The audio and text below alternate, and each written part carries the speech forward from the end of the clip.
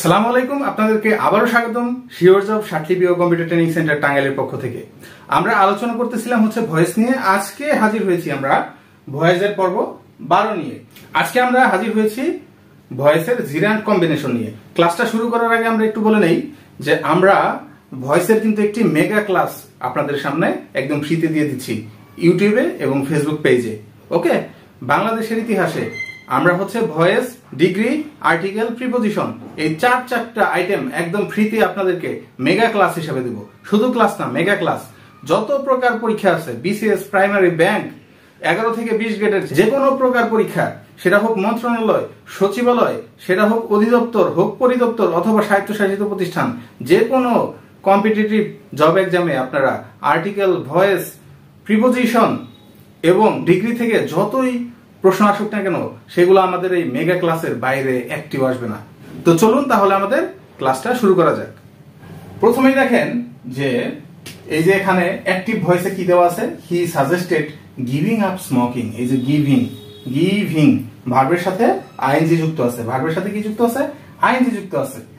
So ভার্বের সাথে ING যুক্ত আছে, অর্থাৎ এটা তো জিরান্ড আমরা বুঝতে পারতেছি, তাই না? তো জিরান্ড নিয়ে কি বলা আছে দেখেন উপরে, যে advice, insist, propose, recommended, suggest এই সমস্ত ওয়ার্ডের পরে যদি জিরান্ড থাকে তাহলে কি করতে হয় দেখেন।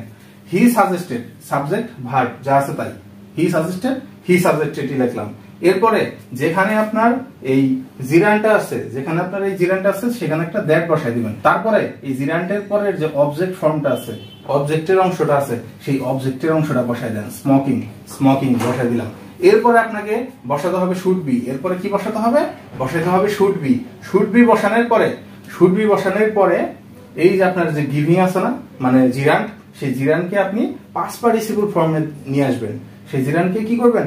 পাস্ট পার্টিসিপল ফর্মে, ভার্বের ভি3 ফর্মে নিয়ে আসবেন। তাহলে গিভিং, এটা হচ্ছে ভি3 ফর্ম হয় হচ্ছে আপনার গিভেন। ভি3 ফর্ম কি হয়? গিভেন। তারপরে যে বাকি যা আছে, যে আপ কথাটা আছে, সেই আপ এখানে নামাই দিলাম। এই হচ্ছে আপনার অ্যাক্টিভ থেকে প্যাসিভে রূপান্তর। ওকে, এবার একটু লক্ষ্য করেন, আমাদের অ্যাক্টিভ ভয়েসে যদি এই need, did, dare, make, hear, feel, let, know, behold, was অথবা সি থাকে, তাহলে কি হয় দেখেন। তাহলে কি হবে দেখেন, হি মেড মি। দেখেন, এটা হচ্ছে সাবজেক্ট, এটা হচ্ছে অবজেক্ট। হি হচ্ছে সাবজেক্ট, মি হচ্ছে অবজেক্ট, আর এইটুকু হচ্ছে এক্সটেনশন পার্ট, অতিরিক্ত অংশ। তাহলে কি করতে হয় দেখেন, এই মিটা সামনে যাবে, হিটা পরে যাবে। হি পরে গিয়ে কি হয়? এই যে বাই হিম হয়ে যায়। হিটা কি হয়? হিম হয়, তার আগে অটো একটা বাই বসে যায়, ঠিক আছে? আর মিটা দেখেন, মিটা সামনে চলে আসে একবারে, তাহলে মিটা হয়ে যায় আই। এখন দেখেন তো ভার্বটা কি আছে, মেড না? মেড অবশ্যই কি পাস্ট ফর্মে আছে, পাস্ট ফর্মে। ওকে, সো এখন কি করতে হবে বলেন তো? পাস্ট ফর্মে থাকলে ওয়াজ অথবা ওয়ার লিখতে হয়। আই এর সাথে কি ওয়ার বসে নাকি ওয়াজ বসে বলেন?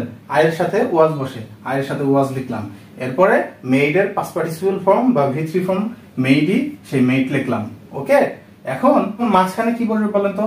এখন মাঝখানে এই যে ডু দা ওয়ার্ক, এই এক্সটেনশন পার্টটা আমার লেখার কথা ছিল না? এই এক্সটেনশন পার্টটাই তো আমার লিখিয়ে ফেলার কথা ছিল, কিন্তু তার আগে আমরা কি যুক্ত করছি? টু যুক্ত করছি। টু যুক্ত করতে হবে এই ক্ষেত্রে। কখন যুক্ত করতে হবে? যখন need, did, dare, make, hear, feel, let, know, behold, watch, see থাকবে, তখন আপনাকে কি করতে হবে? এই এক্সটেনশন পার্টের আগে একটা টু বসাই দিতে হবে। আরেকটা এক্সাম্পল আমরা লক্ষ্য করি, আই স হিম গো। তাহলে হিমটা যাবে সামনে, হিম যাবে সামনে, আই চলে যাবে পিছনে।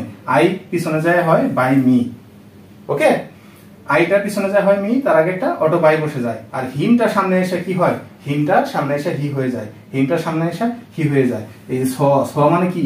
সি এর পাস্ট ফর্ম। তাহলে পাস্ট ফর্মে যদি থাকে তাহলে অবশ্যই ওয়াজ ওয়ার বসবে। হি এর সাথে কি ওয়াজ নাকি ওয়ার বসে? হি এর সাথে অবশ্যই ওয়াজ বসে, হি ওয়াজ লিখলাম। এরপরে পাস্ট পার্টিসিপল ফর্ম, স এর পাস্ট পার্টিসিপল বা ভি3 ফর্ম হচ্ছে সিন, সেই সিন লিখলাম। এরপরে এই যে দেখেন, এই যে অতিরিক্ত অংশ গো, সেই গো লিখলেই তো হইতো, তাই না? কিন্তু তার আগে আমরা কি করছি? তার আগে একটা টু বসাই দিছি। টু বসাইতে হয় কি থাকলে, এই ওয়ার্ডগুলো যদি অ্যাক্টিভ ভয়েসে থাকে তাহলে প্যাসিভ করার সময় এই টুটা বসাই দিতে হয়। কখন বসাই দিতে হয়? এই যে ভার্বের ভি3 ফর্ম লেখার ঠিক পরে। ওকে, ক্লিয়ার? এখন দেখেন আরেকটা আমরা এক্সাম্পল লক্ষ্য করি। এখানে দেখেন অ্যাক্টিভ থেকে প্যাসিভ, কেন দ্বিতীয়টা হলো না এবং কেন তৃতীয়টা হলো। ওকে, একটু লক্ষ্য করুন। দেখেন কি বলা আছে, the police ordered the criminal, the police ordered the criminal. তাহলে দেখেন তো এখানে দ্য ক্রিমিনাল আমরা সামনে আনলাম, দ্য ক্রিমিনাল কি করলাম সামনে আনলাম, আর সামনেরটা নিলাম পিছনে, দ্য পুলিশ নিলাম পিছনে, দ্য ক্রিমিনাল। এখন দেখেন অর্ডার্ড, অর্ডার্ড অবশ্যই এটা কি পাস্ট ফর্ম, পাস্ট ফর্ম থাকলে কি করতে হয় ওয়াজ অথবা ওয়ার দিতে হয়, যেহেতু ক্রিমিনাল একটা সিঙ্গুলার ফর্ম, সো এখানে ভার্বটাও হবে সিঙ্গুলার ফর্মে, দ্য ক্রিমিনাল ওয়াজ হবে, দ্য ক্রিমিনাল ওয়াজ। এরপরে কি হবে ওই ভার্বের V3 ফর্ম, সেই ভার্বের কি V3 ফর্ম হবে, তারপরে ওই একটা বাই, অটো একটা বাই বসে যায়, যে the criminal was ordered by the police, তারপরে এই যে extension part to be shot, to be shot. কিন্তু এইটা গ্রামাটিক্যালি মনে হচ্ছে যে হইছে, কিন্তু আসলে এটা কিন্তু হয় নাই। আপনি একটু অর্থের দিকে লক্ষ্য করেন, একটু অর্থের দিকে লক্ষ্য করেন আপনি, যে criminal, the criminal was ordered by the police, অর্থাৎ ক্রিমিনাল পুলিশ কর্তৃক অর্ডার পাইলো to be shot, to be shot, কিন্তু এটা কি আপনার অর্থটা হইলো?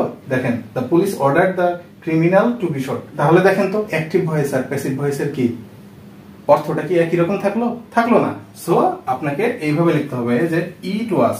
হ্যাঁ, তো যেহেতু এটা অর্ডার্ড আছে পাস্ট ফর্ম, সেই জন্য ইট ওয়াজ, আর যদি প্রেজেন্ট ফর্ম হতো তাহলে ইট ইজ দিয়ে শুরু করতে হবে। ওকে, যেহেতু এটা পাস্ট ফর্ম অ্যাক্টিভ ভয়েসে, সো আমরা এইভাবে লিখতে পারি যে ইট ওয়াজ, ইট ওয়াজ ordered by the police, it was ordered by the police that the criminal should be shot.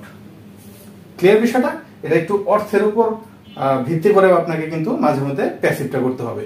Clear বিষয়টা? আরেকটা एग्जांपल চলুন লক্ষ্য করি। দেখেন যদি ওয়ান প্লাস শুড থাকে, কি থাকে ওয়ান প্লাস শুড যদি কোনো অ্যাক্টিভ ভয়েসে থাকে, তাহলে সেটাকে কিভাবে প্যাসিভ করা যায় সেটা আমরা একটু দেখি। কি বলা আছে দেখেন, one should take care of one's health, one should take care of one's health. তো আমরা কি করব এই সমস্ত ক্ষেত্রে, আমরা অবজেক্টটাকে সামনে নিব, এই যে হেলথ, সেই হেলথটাকে আমরা সামনে নেব। কি করব হেলথটাকে সামনে নেব, তারপরে অতিরিক্ত বসাবো শুড বি, অতিরিক্ত বসাবো হচ্ছে শুড বি, তারপরে ওই যে মেইন ভার্ব, এই যে টেক হচ্ছে আপনার মেইন ভার্ব, সেই মেইন ভার্বের V3 ফর্ম বসাবো, সেই মেইন ভার্বের কি বসাবো V3 ফর্ম বসাবো। টেকের V3 ফর্মটা হচ্ছে টেকেন, তারপরে বাদ বাকি অংশ কি কেয়ার অফ, এই যে কেয়ার অফ। ওকে, এই হচ্ছে ওয়ান শুড থাকলে কিভাবে প্যাসিভ করতে হয় সেটার নিয়ম।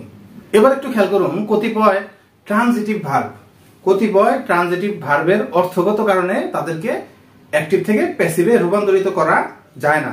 দেখুন এবার I have a cow, I have a cow, এটা কিন্তু এভাবে লেখা যাবে না যে a cow is had by me. তারপরে হচ্ছে হি রিসেম্বলস হিম ফেদার, এইটার ক্ষেত্রেও কিন্তু আপনার কি করা যাবে না, কি করা যাবে না বলেন, প্যাসিভ করা যাবে না।